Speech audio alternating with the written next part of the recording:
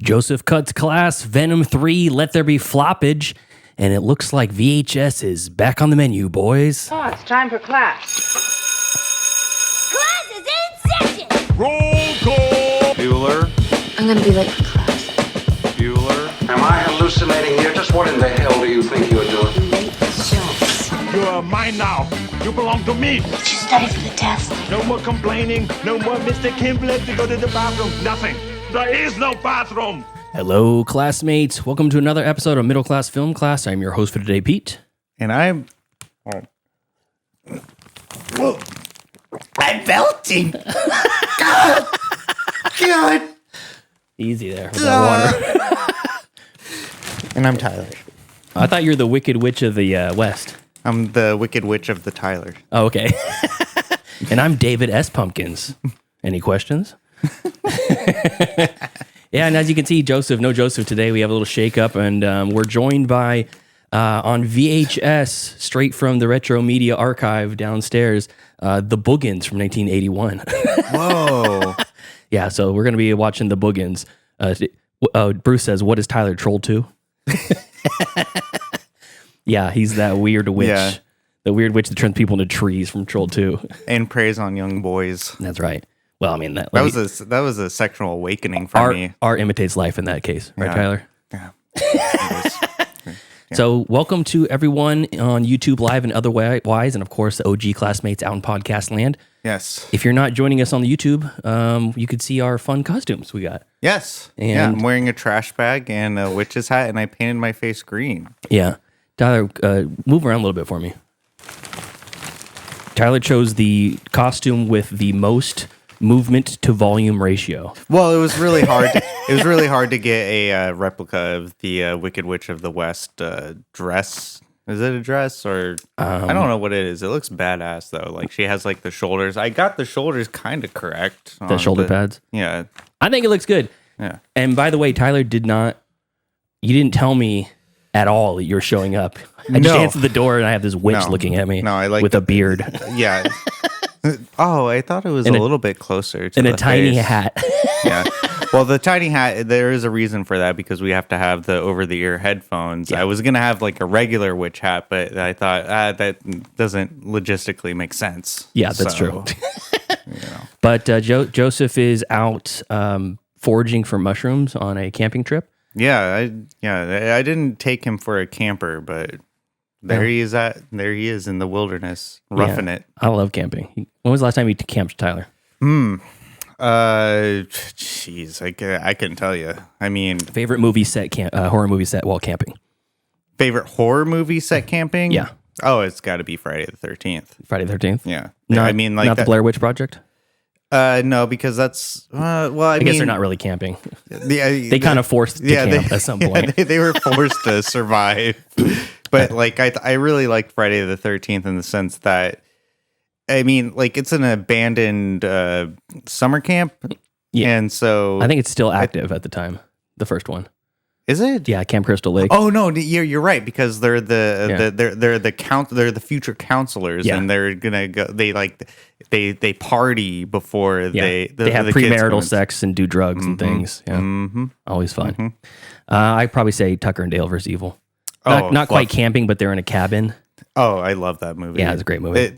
I would say that's an underrated. It's underrated. Yeah, I think because so. I think a lot of people overlook it, but like when you watch it, it's. You think Alan Tudyk horror? I don't know, but I don't think it's anyone's so good. thinking that. But All right. Anyways, let's get right into some Gavin chatter. Find some charity, you lad. Now's the time for Gavin chatter. Gavin chatter, movie news of the week. Tyler, lead us off. all right, so I just learned this week that there's 3 Venom movies. Oh yeah. I only thought there was one. Oh, okay. Which one? The one that's coming out now. Well, yeah, so Venom 3 is called Venom 3 The Last Dance. Or no, it's not even Venom 3 The Last Dance. It's Venom The Last Dance. Oh, okay. And I was thinking to myself, okay, so we have the Joker, what was it called? Joker 2, Folie à Deux. Folie à Deux. Yeah, like we have all these musicals with these like, faux DC not superheroes, but like Yeah. Properties. character properties. Okay. And I was just thinking, did anyone even really care for the first Venom? Like, I know it was kind of like a surprising feature to come out, but I never seen him. like I saw a little bit of the first Venom and I turned it off because Tom Hardy's accent in that movie was horrendous. It really took me out. I have a question. Can I pause your story for a second? Go ahead. You said you're only aware of there being one movie, but you said you know about this sequel coming out. Yeah, and you've also seen part of the first one. So I saw part of the first one. I saw part of the first one. You see where I'm going with this? I saw part of the first. I saw part of the first one. Okay. And then completely ignored it. Like it went out of my mind. Okay. And then I was on Variety.com and I saw that there's a Venom 3. Oh. And I was like, wait, hold on. So you didn't know about Venom 3 coming out? Yeah, I didn't. We talked about it on the show a couple times. Oh, we did. That's okay though. Wow. Well. Tyler just waits for his turn to talk. Well, anyways, this is going to be probably the lowest box office of the Venom trilogy, Venom: The Last Dance. Yeah. So in the previews, because everyone knows that movies come out on a Thursday night, and so that's like considered the previews. Preview screening, yeah. Yeah, and it only made $8.5 million, and it's expected to make $60.2 million. What was the budget? The budget was $120. $120? $120 million, you mean? No, $120. The third movie carries, this is from the article. You realize that's a typo, right? This is from the article. The third movie carries a fairly modest $120 production budget. Okay. Yes, I know it's a typo. I was trying to do a bit on that. Okay. But can you imagine $120 for this series? Well, there's people that they kind of make their way making, but like ultra low budget movies that are like $500 or less. Yeah, well, the first movie They launched. go to Tubi. Well, it's interesting because the first movie launched with $10 million in previews because everyone was like, everyone was clamoring for a Venom movie, including myself. You were? Well, yeah, because Venom's badass. Like, if you ever read like the Spider-Man comics that included Venom in it, he has a really cool character design. And then it made $80 million in its open weekend. Like, it made its money back. And then this is the one that surprised me was the sequel. Okay. I didn't even know there was a sequel. It was Venom: Let There Be Carnage. Yeah. And that's involving the character in the Spider-Man universe, Carnage, who is a serial killer who gets infected by the symbiote. I love the Carnage character from the animated series. Yeah, really badass. And a lot more just murderous. Yeah, he was a true sociopath where Venom kind of seems like a yuckster. He seems like Deadpool in a way. Yeah, like he's chaotic evil, but maybe a little more chaotic neutral. Yeah. So I was just thinking to myself, I think the marketing for Venom was not that great. I think that so it's interesting that you bring up Deadpool because with Deadpool, I don't think anyone was asking for a Deadpool movie except for Ryan Reynolds. I was going to say just Ryan Reynolds. Yeah, Ryan. I was going to say except for Ryan Reynolds. Yeah.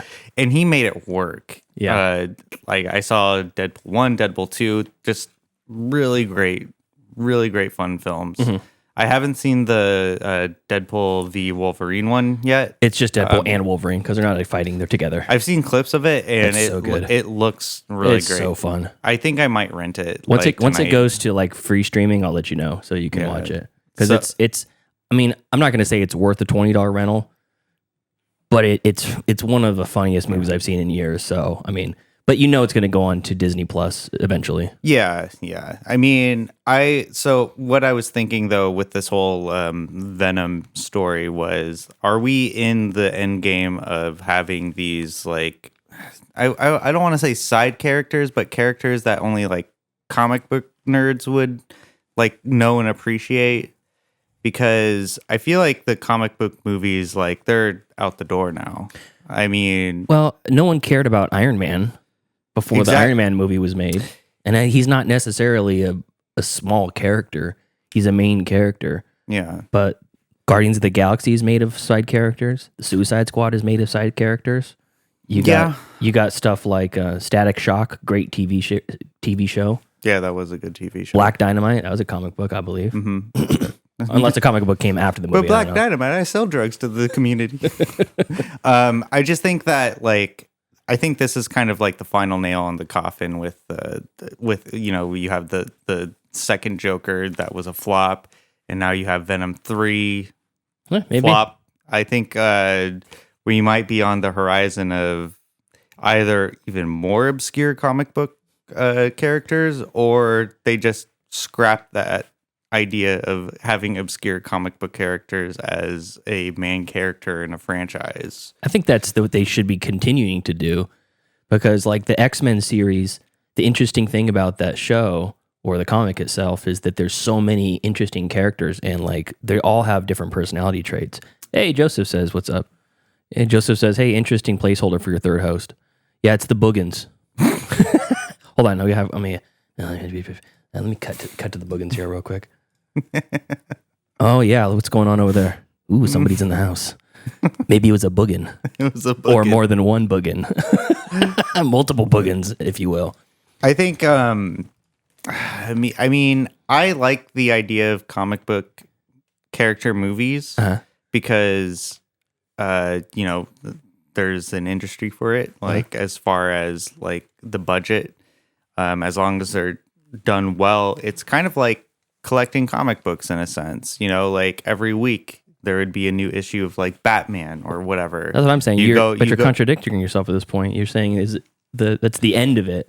Well, but that's what I'm saying. That's is the interesting thing about comic books. I think there's a fatigue within the film industry with the comic book like series of characters, and with comic books, like there's always going to be a market for that. But with film, though, that's obviously like a bigger budget. Yeah, and I think it's just you already have half of the writing done.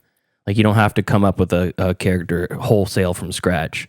Right. You know, so you have to have something that entices a general audience. Sure. I mean, like I said, every X-Men has something interesting about them. Rogue has a tragic story. You know, Jean Grey turning into Phoenix, that's an interesting story, which was botched by Fox or whoever it was that made the Jubilee. Jubilee. She's interesting. Yeah. Let's make a show. Come on, Disney Plus. Nightcrawler's interesting. Nightcrawler the Beast is interesting. Yeah. I mean, Nightcrawler's he's had a really interesting story arc in like I want to say X2. Yeah, it was like in 2 or 3 or I think it was 2, and Alan Cumming played him. Yeah. I remember he was great. He was one of my favorite characters in the X-Men series. I played with him in the arcade game. Yeah. Because he can turn into smoke. Yeah, well, he teleports. That's is that it's teleportation. Yeah, he teleports. Because in the movie, he just turns into smoke and he goes through like the crevices of like doors and stuff. Yeah, he teleports to another. No, he doesn't turn into smoke. He teleports. It's just where he was. It poof, a blue little puff of blue fog or whatever. I thought that was badass. Yeah, it's cool. So yeah, I think Venom 3: The Last Dance. I think that it's the last. It's the last dance. I think it is the last dance for these side character movies. Yeah, maybe.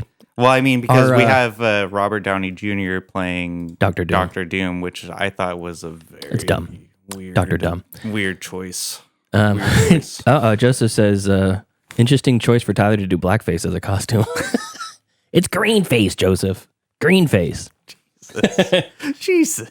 I actually had a message got sent to our Facebook group, our Facebook Messenger, that from listener Steven. He says, I love Tom Hardy, but the Venom movies do not need to exist. He saw the third one and he said they do not need to exist. The only Venom that I recognize is Topher Grace. Anyways, you good? Yeah, that's all I have. Okay, cool. Awesome. All right. So my news story is that, what the heck? I went right to Joseph again, or Tyler again. Here we go. There we go. Everything's shaking up right now because I'm sitting in Joseph's chair. I'm trying to be video producer and audio producer today. Okay, cool. So for my news story, we have the Alien Romulus kind of phenomenon, one of the highest grossing horror movies of the year. And it's the newest of the Alien franchise, it started 45 years ago. And for this release, Fox or 20th Century, I don't even know, it's 20th Century Fox, they're releasing the movie on VHS with a 4:3 aspect ratio. Wow. Yeah, really cool. And They know their audience. Yeah, well, we'll see. I'm gonna buy it because I collect VHS tapes. Yeah, I know. And I knew you would. Yeah, absolutely. And now it's going to be in limited release, and when the time comes and the actual VHS drops, I hope that there's not going to be like a run on them, and we're not going to be able to get a copy if you want to get one, that sort of thing. But we'll see. So it's coming out, and they're using one of the cool things I liked about this series when the advertising was happening was that they had commissioned like 10 or 15 alternative posters for the movie from various artists. And this one was from the one that they chose to use is it's a really cool, it looks like the alien creeping down like the long hallway. Yeah. Joseph said he had a dynamite costume if he would have been here. Well, shouldn't have been camping. Yeah. Shouldn't have been camping. But this artwork comes from an artist named Matt Ferguson. And it's pretty good. I really like it. I'm not sure about like the box design, but I honestly don't care about box design. I'm not a person to sort of pick it apart. I do know that the Steelbook release for this is a release that they didn't have a poster from before. They took like 5 of the characters and just like superimposed them on top of each other, like how the Marvel posters are. Yeah. I think I saw that. I think they call them floating head posters. Yeah. And it doesn't look good. Yeah, it's like, I'll just wait for it to come out on 4K, so I'll buy it on 4K and VHS. But I just thought it was really cool, a VHS release from a major studio.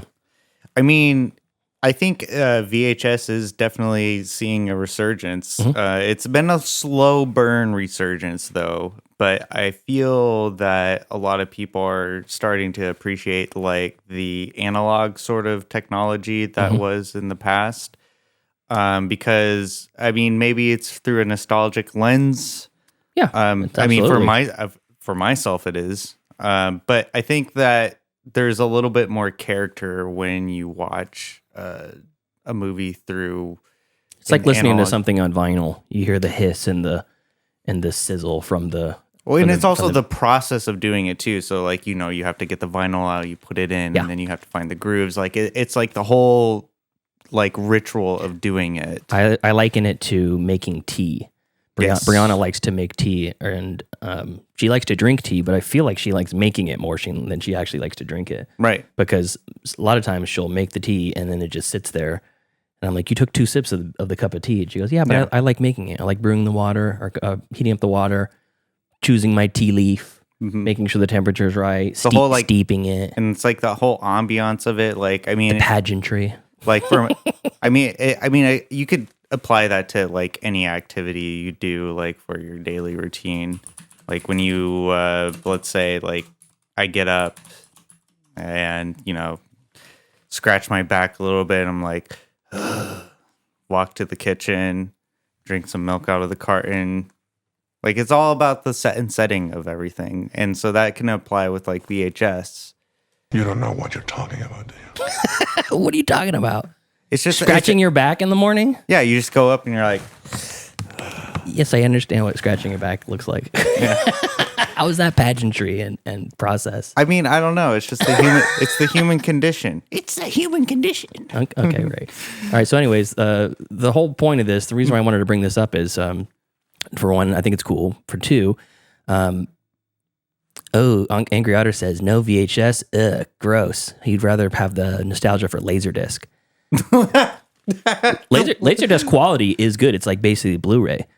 But is it really? Yeah, but I've never watched a Laserdisc film before. The discs are huge. Yeah, it's like the size of a vinyl. They're like a record. Yeah. Speaking of Angry Otter, before we move on any further, he says that where is his list here? Okay, he says Tom Hardy played my great uncle in Lawless, so it was kind of ruined Venom for me. I just now see him as my uncle. And I asked him what that was, and he says, yeah, Lawless is about my family. Tom Hardy played my great uncle, a real life character. That's pretty dope.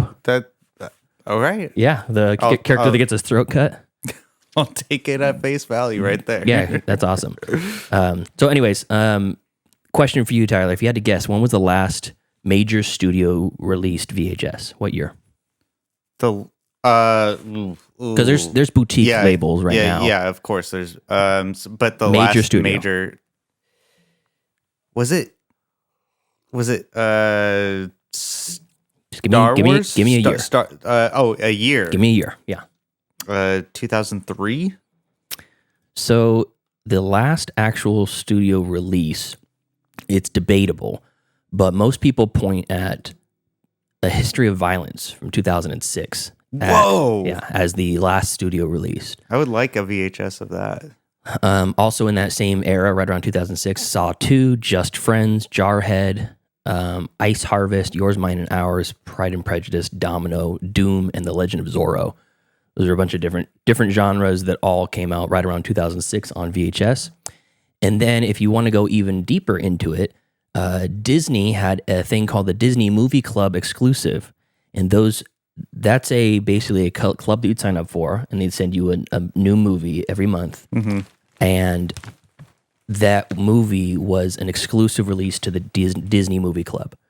So in 2007, The Wild was released in November 1st of 2006. The Little Mermaid Platinum Edition was released January 3rd, 2007. But that's a older movie, obviously. Yeah. And then Cars, which is a 2006 movie, was released in 2007 in February, exclusive on VHS. So that is technically the latest release from any movie. It was still 2006 release, but it was actually out in the market in February of 2007. Makes me wonder that Disney recognized that market, that people were going to start collecting VHSs. Mm-hmm. Angry Otter says Star Wars Episode 1 was the very last Laserdisc made. What? Really? That's cool. That was 2001, I think, or 2000? Yeah, it came out. Yeah, it had to have been 2000 because it came out in 99. Yeah, 99 for Episode 1. Yeah. So maybe it was either 99 or 2000. Wow. That's interesting.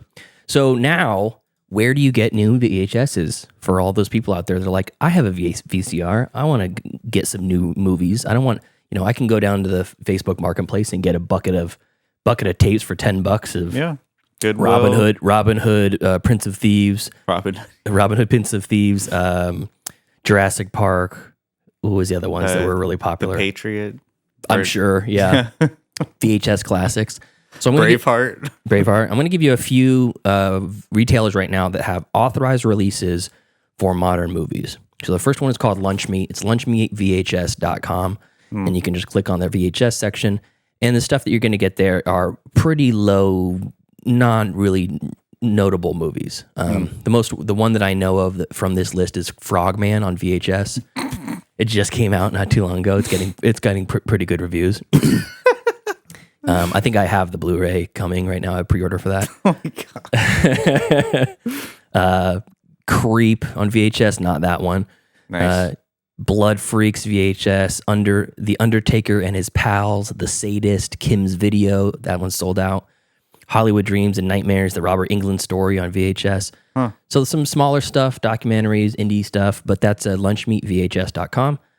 And then these other two are retailers that I've actually ordered from, and they have pretty much bigger named releases. So this is witterentertainment.com, and that's WITTER entertainment.com.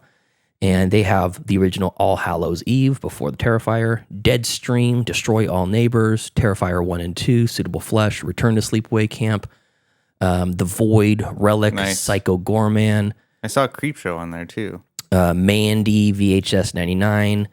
Yeah, there's all kinds of stuff on here.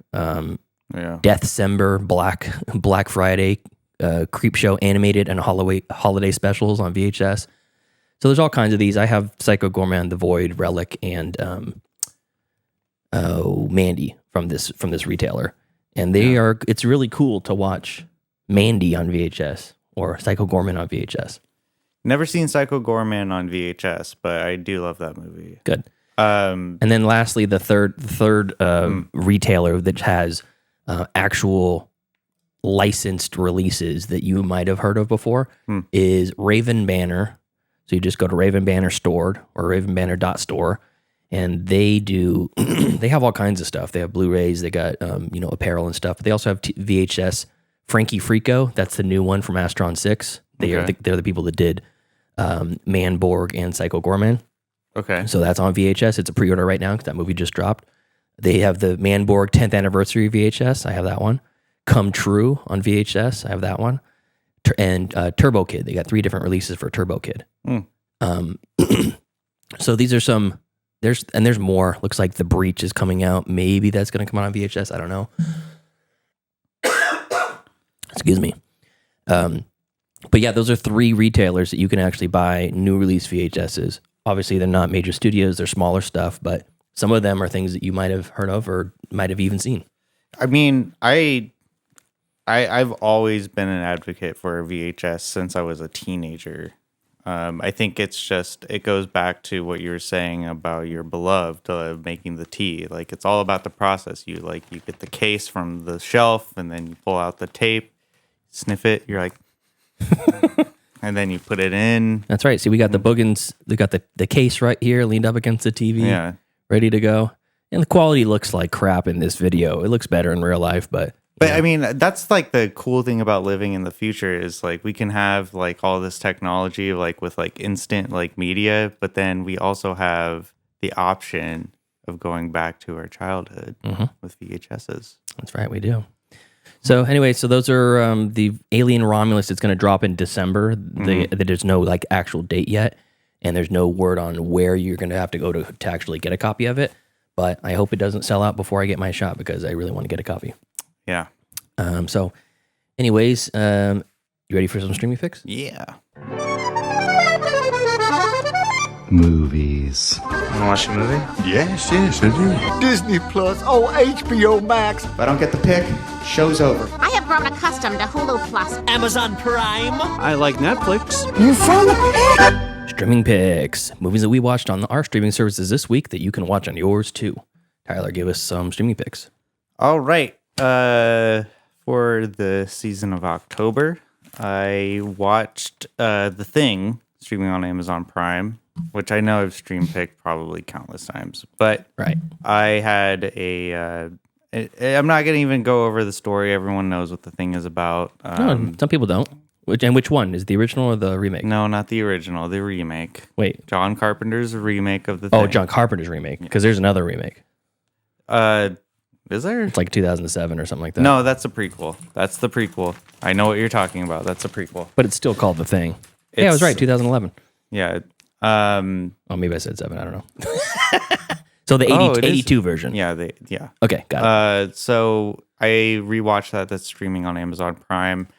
And I mean, it's just a solid movie, especially for nighttime, and especially when it's cold. Because the place that I'm currently residing at right now, like it gets so cold. Do you have a heater there? I don't use it. You were asked politely by your boss to not use the heater. I don't use it. No.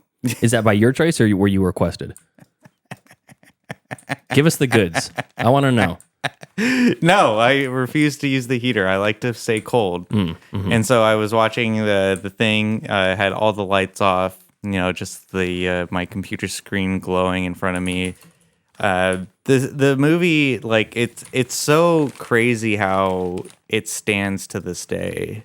I'm not saying like, if you released it today, it would still be as popular as it was back in the 80s. I'm not saying that, but it's kind of like Indiana Jones, where it's a timeless classic. Especially for this kind of weather that we've been experiencing recently. It's just a really good moody film. And what got me thinking though is I never really thought about it, but at the end where it's Childs and McCready who are stranded after McCready foolishly burned down the whole base and all the supplies. Foolishly? Yeah. Why foolishly? Well, I mean, Like like trying to kill the monster. the thing. Yeah, Yeah, the thing, the titular thing. yeah.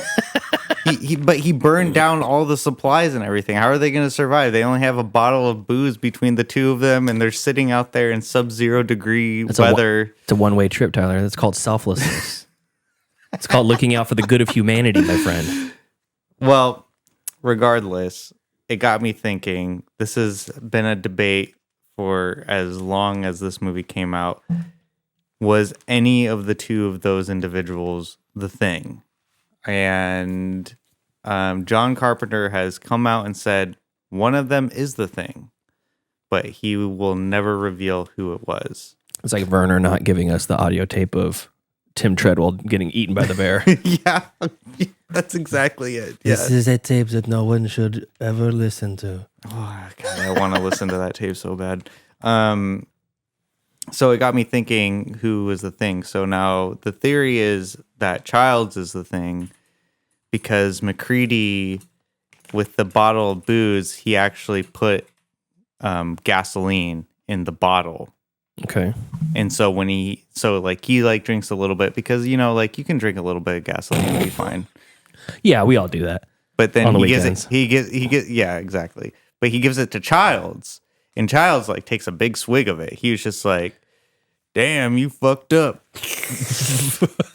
And McCready, he kind of like laughs a little bit. Uh-huh. But now I thought I saw a theory on the internet just recently that the reason why McCready laughs is because McCready is the thing.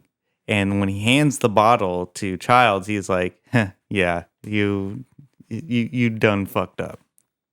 Okay. What do you think? So what I think is, I think neither of them are the thing. But you know that's not true because John Carpenter said so. Yeah, well, you know, Yeah, John, it's just his opinion. Yeah, he only, that's he only just- created the thing. I mean, because he didn't say anything. Like, maybe that's just like a deflection. He's like, "Oh, well, one of them is the thing." It's just like, I don't know, John. I don't know, John. I know that you're the creator of this beloved property, but Can you I got imagine my just- opinions too. Can you imagine just sitting in a room, just like, I don't know, John. Like, I don't know what you're talking about. I can imagine I'm sitting next to somebody who's doing that right now. I mean, yeah, so there's a bunch of theories about like both of them are the thing, one of them is the thing, or neither of them are the thing. I think that none of them are the thing. I know John Carpenter said one of them is, but I don't know. But he's a liar. I He's just- a liar and he should It just just doesn't die make already. It just doesn't make sense. It doesn't make sense that Why does one it- of them why? because like when did the thing ever like get in contact with either Childs or McCready? Like if you think about the ending of the scene where like they're doing the blood test, yeah, this is a blood serum test. Like at what point does Childs or McCready even get in contact with the thing? Like, I mean, I didn't see like upon rewatching it, I didn't see them interacting at all, like, or even getting in contact with the thing. But maybe that's a little bit over my head. What do you think? We just don't know. We just don't know. Yeah. What do you think? Who? I don't give a fuck. I don't give a fuck at all. It's not about giving a fuck. It's who do you think is the thing? Like, or are they? I don't care. It's not about caring or It is. not. I'm telling you right now, I don't. Okay. Because either of them could be. That's the great part about the ending. Either of them could be. Yeah, it's very- neither of them could be. It's very ambiguous. It leaves it open to you to figure out. Well, anyways, I think the movie was just like a really well-paced film as well. Like, Yeah. just like It's awesome. just like watching it, like it's just straightforward, beginning, middle, and end. And like that beginning scene of the helicopter of the Norwegian guys trying to shoot that husky. Like you're rooting for the husky, not knowing that it's the alien. Yeah. I don't know. It was just, it kind of reminded me of okay. What? What? It reminded, you know what? No, I'm not gonna even finish. I'm not gonna even finish the thought. Is that your only streaming pick? No, I have another. Okay, good. 2002 Scooby-Doo. Oh, wow. Scooby-Doo. I watched this last week. I didn't Yeah. talk about it, but Yeah, that movie is wild. so where's that streaming? That one is streaming on Amazon. Okay. Or Max. Are you asking? I mean, I put on like the dashboard of my Amazon Prime account and I saw it and I watched it. That is a wild movie, man. It's has such a very sexual undertones to it as well. Yeah, it does. It's streaming on Max and Freevee. Yeah. So like when I go onto my Amazon Prime account, like I have like the Max channel on there, and it shows all of the Max stuff as well. I'll do the research for you. You didn't have to do the research. I'm telling you right now. No, I do though, because our listeners don't have your exact Amazon Prime dashboard. All right. Well, fine. I'm just trying to tell them where to find the movie that you're streaming. Screw them then. Okay. I'm just kidding. The 2002 Scooby-Doo, that is a wild movie that I can't believe that got released. Like, it was very sexual. Matthew Lillard was the obvious choice to play Shaggy. Like, if you're thinking about a Scooby-Doo live action remake, Matthew Lillard was the perfect casting. It was great choice. casting, yeah. And Freddie Prinze Jr. That's Fred. Yeah. Perfect. Fred. Like all the casting choice was just incredibly great. I figured the story was a little bit weak though. Yeah. I think like the whole I wouldn't say meta. I guess it's kind of meta in the sense that like they are known like in the public eye as being like mystery solvers. I didn't really. That's not meta. That's within their universe. I think. Meta would be if they were commented on that they're a cartoon, but they're actually live action. Okay. Yeah. Right. And they're on Cartoon Network or something.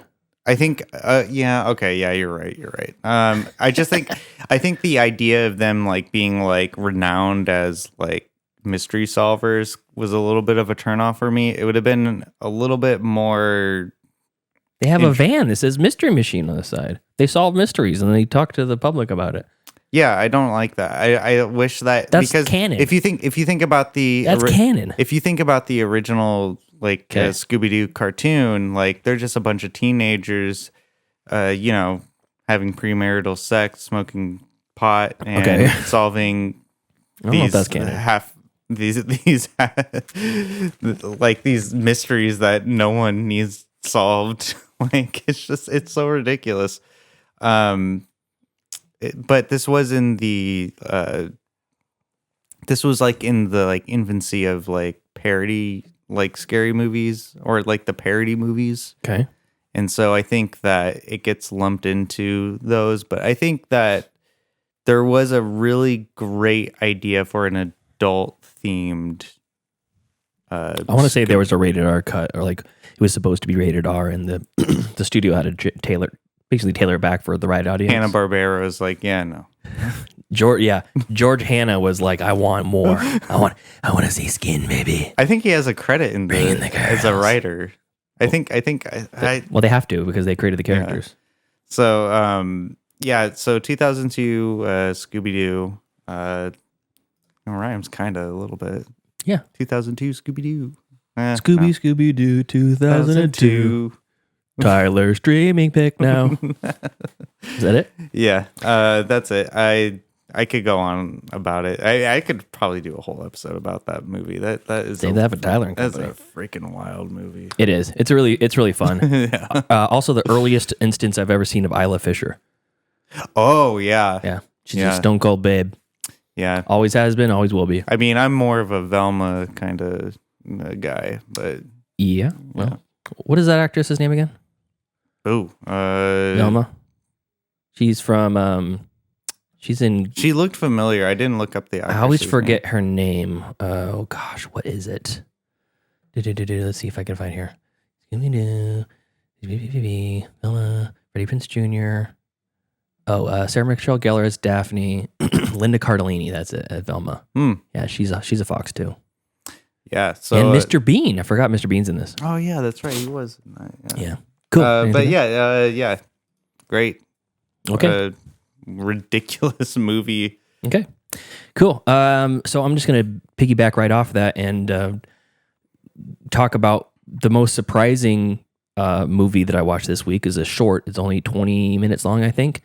It was a movie produced by Cartoon Network to go in between Scooby-Doo marathons as a bumper. Oh, It's called the Scooby-Doo Project from 1999. oh, is that the Blair Witch Project it is. parody? It's a Blair Witch Project parody. That one's funny. It's live action with cartoon characters, the Scooby-Doo cartoon characters, Yeah. Superimposed onto the video. It is delightful. It basically follows the mystery machine gang. What do they call themselves? Do they call themselves something? Mystery gang? I don't think so. The gang? I think it's just the gang. Yeah. Hey gang, let's split up. Yeah. And they go, it follows almost beat for beat the story plot of the Blair Witch Project. Yeah. They start in the town outside of where these things are happening.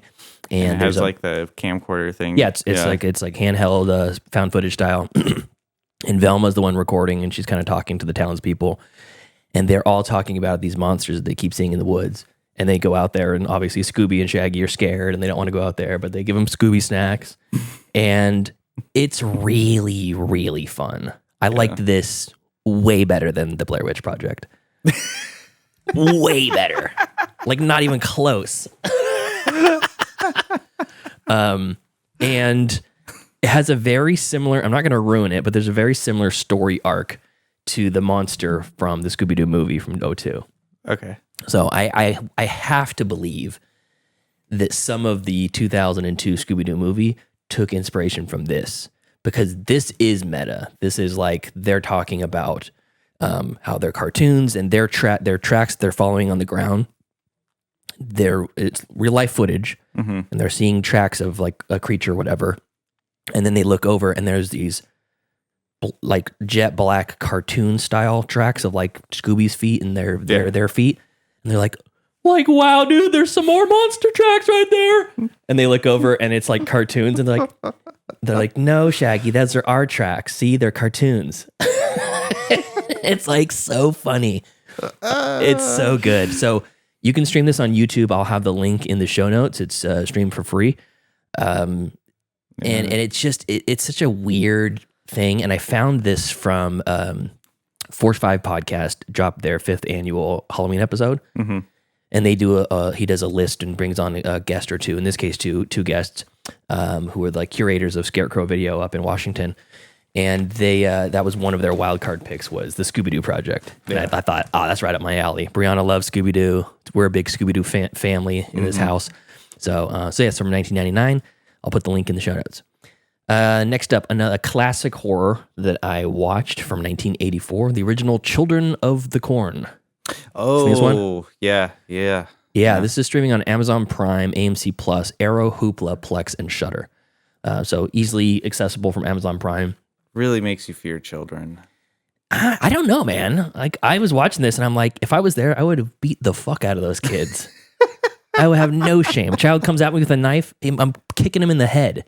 I mean, it only takes 15 pounds of pressure to break an arm. So. I'm just saying, it's like, there's a couple of the kids in this movie that are kind of tall. They're corn-fed like country kids. Yeah. And then there's a bunch of like really young kids that are probably 10 or younger. Yeah. And they're coming at the protagonist with like a sickle, like a scythe. Yeah. Like a harvesting hook. Yeah, like a scythe. Yeah, it's a scythe. I don't know if that's the correct term for it, but it's that's like what a handheld sickle. Yeah. And I'm like looking at it, I'm like, just kick the kid in the face.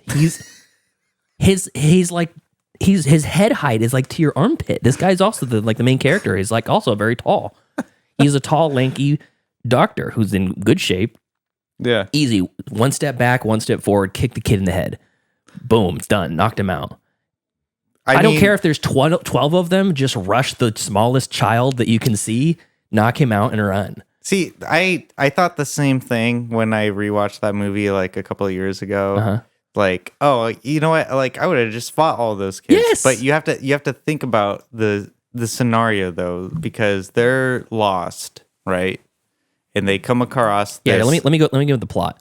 So the main character, he's a doctor, and he's on his way through Nebraska to go start a new job a couple states away. Yeah, and he's traveling cross country via his Buick, his old square body Buick.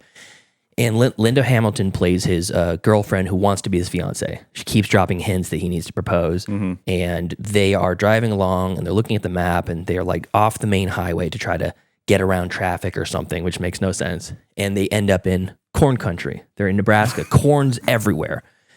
And they're looking at maps and they go, where's this town? We can't see it on the map. And da-da-da-da. And they're both, of course, staring at the map while driving. Mm-hmm. And then a kid comes out of nowhere and they run the kid over in fantastic fashion, like destroy this child with their car, their Buick. And he's left like an eighth of a mile behind them by the time they stop. And they're like, the woman's like, I was an animal, right? We should just keep going. And you're like, he's a doctor. He goes, no, we gotta go check this kid. And what had happened was he was a defector to this community, the Children of the Corn. Yeah. And some years prior, at the beginning of the movie, you are opened with this mass slaughter scenario. It's like after church one day, all the kids just decide they're going to kill all the adults. Yeah, it's just Lord of the Flies, the horror version. Slaughter them. It's like it's like the prison killing in Breaking Bad or the opera killing in Godfather 3, where it's like it's like a timed thing. They're going to kill all the adults in one shot. Yeah. And they poison the coffee in the diner where everybody's drinking after church, kill everybody. And it's like, that's a fantastic sequence. It's so good. Yeah. You don't see the gore, but it's all right there and you feel it. Feels real. Feels like icky. So flash forward a year, there's a couple like young kids that just don't believe in this like weird religious cult that's going on. Yeah. And Isaac is the main kid. He looks like he could be 14 or 40. Turns out he was 24 when they filmed the movie. But was he really? Yeah, he's supposed to be playing like a 15-year-old or 14-year-old kid. Well, I mean, that tracks because... Yeah.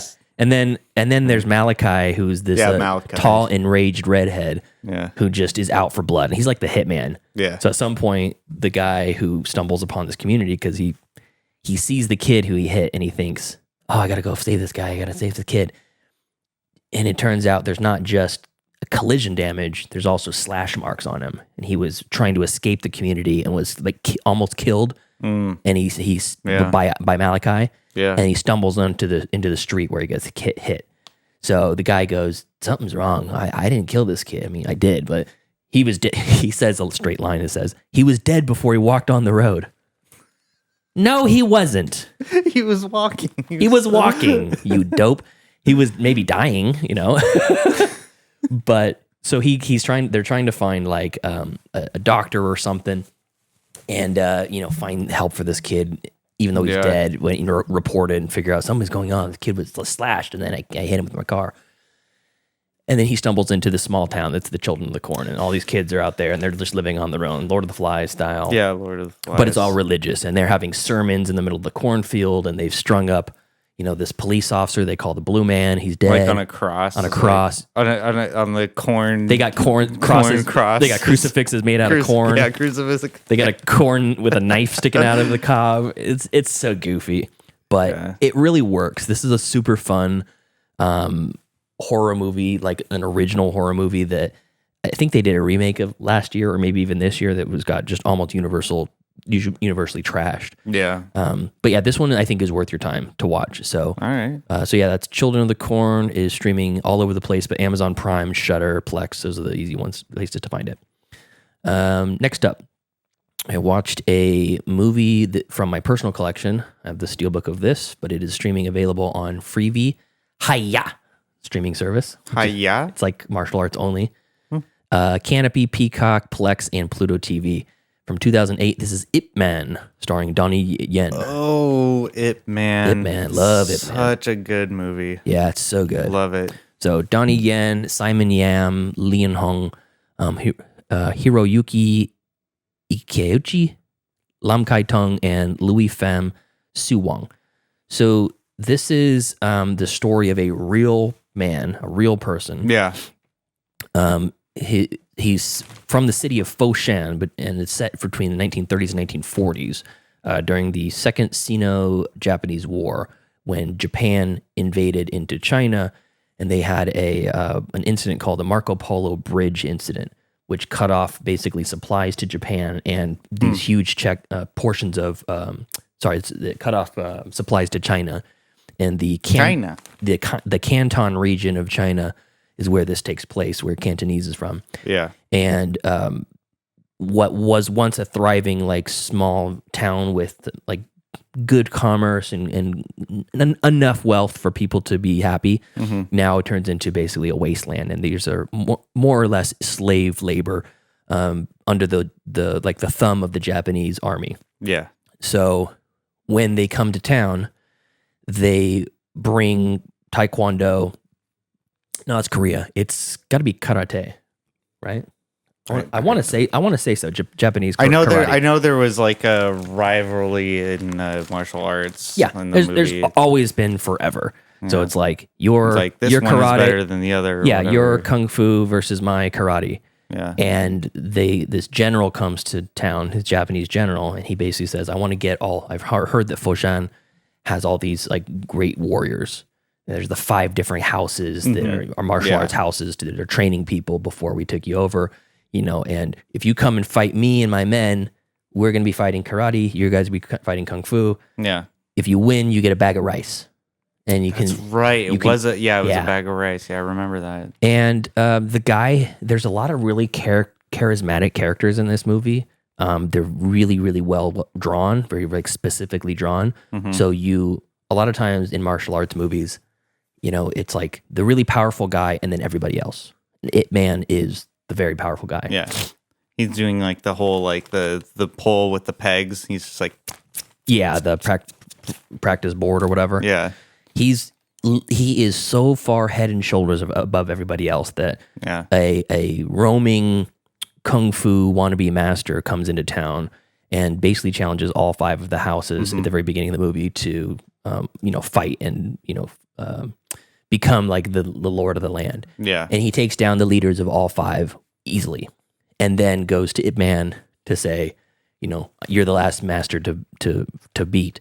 So he goes directly to his house to try to fight him, and Ip Man is like, "Fine, I'll fight you, but just don't break my stuff in my house because my wife will be mad."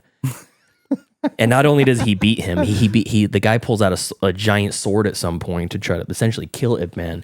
And he pulls out a feather duster and beats this guy with a feather duster. Yeah, that's right. It's so good. And Donnie Yen is so fast. Yeah. There's some very good like creative editing and audio editing in this too that makes what already is very good martial arts sound even better and look better by proxy. So there he does this thing that's like the machine gun punching where he like punches the guy 20 times in like 3 seconds. Yeah. It's very, very cool. But the other interesting thing about this is that Ip Man in real life, and if you watch it in the original, Cantonese, they call him Ip Sifu, which is Master Ip. In Kung Fu Panda, Master Sifu is the red panda.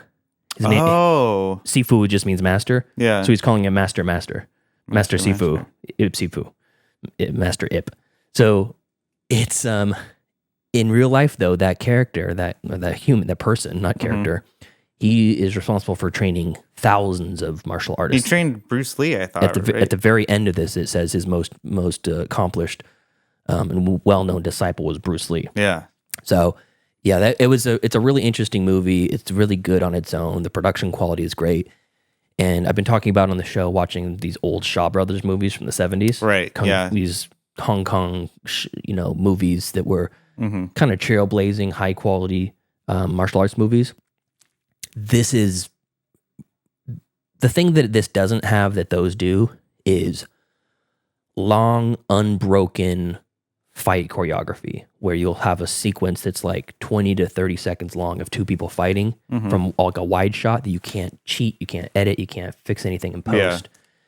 There's a lot more like modern editing in Ip Man. So it's it came out like 2008. Yeah. But you can still have Crouching Tiger, Hidden Dragon has long, unbroken sequences of fighting. Sure. Because the people that are involved, they're really doing these long, advanced, choreographed fight sequences. Yeah. In this movie, a lot of that is boiled down to just good editing and quick cuts. It doesn't take away too much from it, but it definitely feels like that's something that we're missing from the original like Shaw Brothers type movies. But this wouldn't exist without those. Yeah. I think the pacing of it, man, too, was just like really fantastic. I haven't seen the second one. I got what you're saying. Got him. But yeah, it's a easily, quickly paced movie. There's emotional weight to it. There's a fantastic final fight. Honestly, the final fight itself isn't amazing. Nah. It's good, but all the fights Okay. leading up to it were great. But the actual sequence and like what is wrapped around the fight is really good. Yeah. So that's Ip Man 2008, and again, you can stream that on Freevee, Fubo, Hi-Yah, Kanopy, Peacock, Plex, and Pluto. Got a streaming service for everything. Yeah, I know, really. I'm not going to spend much time about this, but I revisited The Sixth Sense. Oh, yeah. I almost did. You okay? What? like you're having like a No, because immediate reaction to that. No, because I said the title and instantly, yeah, oh yeah. No, because I seriously almost watched this movie last night. Congratulations. Because this is on. It looks like it's on Max. Is that If you wait just a couple minutes, I'll tell you. Sorry, I'm getting ahead of myself. It's okay. I'm excited. I'm you're glad excited. that you rewatched it. Why didn't you watch it? I fell asleep. I had a long day yesterday. Okay. So Sixth Sense is streaming on Fubo and Max. It's the M. Night Shyamalan movie that basically brought M. Night Shyamalan to the world. Yes. So sad, so dreary. I'm so glad I rewatched it all these years later. It is just fantastic. The editing is it's interesting. Like, looking back at it now and just thinking how they chose to shoot certain sequences and when they come in on the scene versus when they leave the scene. It's a lot of just fade to blacks, and then you start the next scene, which I thought in retrospect, like when I watched it the first time, it didn't seem as strange to me, but now it seems a little jarring. Like, why there's so many fade to blacks? And it's almost like the way I liken it now is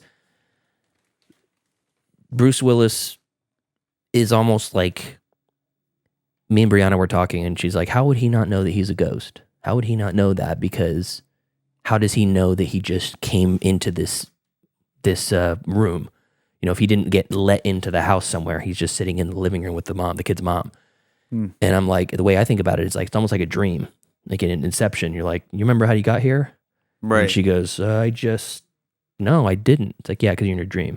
You're here, but you don't know how you got here. That's a really good analogy. And for him, he's just like, he's there. Yeah. He doesn't think about how Because he was a detective? child therapist. Oh, child therapist. He was killed by one of the Wahlbergs, Donnie Wahlberg. Yeah.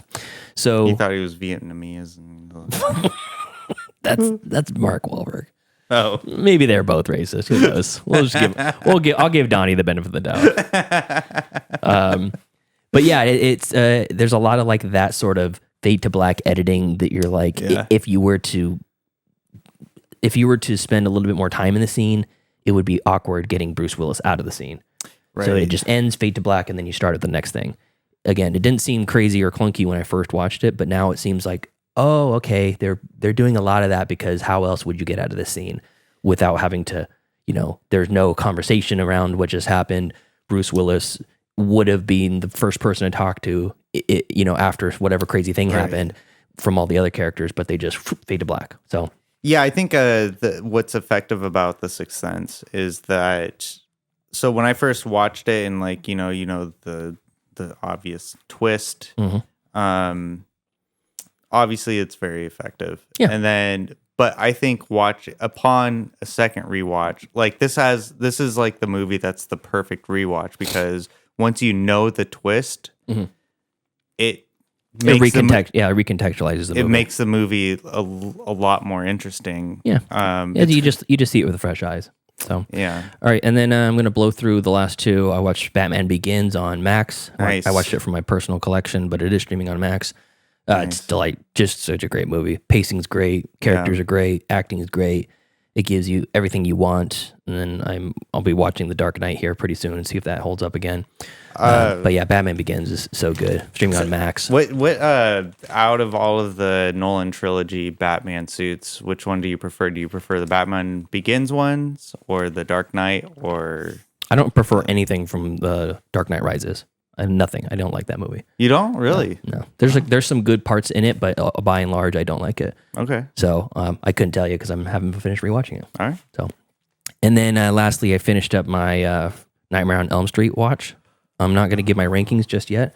I haven't put it together yet, but I watched Freddy vs. Jason streaming on Max. That's an interesting one. I like this movie. This is a fun movie. That is a fun movie. Lots of fun. I think I saw it in theaters. Probably more of a Freddy movie than a Jason movie at the end of the day. but the creative kills that Freddy enacts is my favorite part of mindless slasher movies. Yeah. I'd like to see more Freddy and Jason fighting in this movie, but either way, I'm probably just spoiled because Godzilla versus Kong is nothing but Godzilla and Kong fighting. Well, it's not nothing, but when they do, it's like a long drawn out bit. Yeah. There's a lot of it, and I just could have used a little bit more of it, but I think this is like the most polished what any year, of the Freddy movies. What year did that come out? 2003. Okay, yeah. The scene of Freddy, the scene of Jason Voorhees walking through the cornfield on fire is something I'll never forget. Yes. So good. And good. The fact that Jason is taking Freddy's kills and he's pissed about it is so good. I forgot about it. Hey, that's mine. That's my kill. It's like kids playing Fortnite or something. Yeah. So that's streaming on Max. If you haven't seen it yet, it may not be the right movie to jump into the franchise in, but it is a fun, more polished version. If you're familiar with the characters, like it's a fun movie. Yeah, I watched it before I'd seen any of the Nightmare on Elm Street series. Really? Yeah, that was the first Freddy I'd ever been introduced to, and I'm like, this is great. You were familiar with Freddy Krueger. I knew the name. Yeah, you knew the name. But that's it. And then I rewatched the whole series, and I'm like, I thought this guy is supposed to be fun. The first 3 movies, he's not cracking jokes. It's not funny. It's not campy. It's just bad. Yeah, that was a later development in his character development. Yeah. Anything else, Tyler? It's okay to say no. I guess not. I guess not. Okay, cool. So thank you to our cool ass yard duties over on Patreon. That's Javier, Heather, Michael, Steven, and Chris. If you want to support us, you can do so at patreon.com/middleclassfilmclass or just watch on the YouTube page. That helps too. Please. And follow us. We haven't got there yet. Oh. Forgot to do that. Thank you for joining us as we gab and chatter as the Wicked Witch of the East and David S. Pumpkins. Follow us later on today or later on in the week as we review Paris, Texas. Follow us on Facebook, facebook.com/MCFC podcast, and send us an email, mcfcpodcast@gmail.com. And follow us on Instagram at Middle Class Film Class and leave us a voicemail. Why don't you? Our new voicemail number, 209-283-1716. Also follow us on TikTok at Middle Class Film Class and on Twitter at Podcast MCFC. All right, see you next time. See ya. Man, I'm belting. God. Class dismissed. I gotta get out of here. The bell doesn't dismiss you. I dismiss you. You're free to go. See you next week. See you later. See you later. That's a wrap. Great show.